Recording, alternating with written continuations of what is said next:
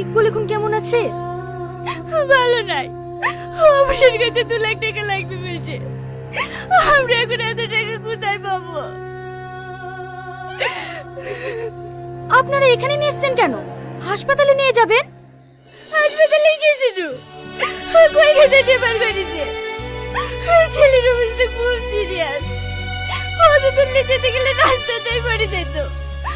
তার জন্য আগাবাগি করে বাবুরা আবার নার্সিং হোমে ঢুকে দিচ্ছে। চোখের সামনে ছেলেটুকু শেষ হয়ে যাচ্ছে দিদি, আমরা কিচ্ছু করতে পারছি না।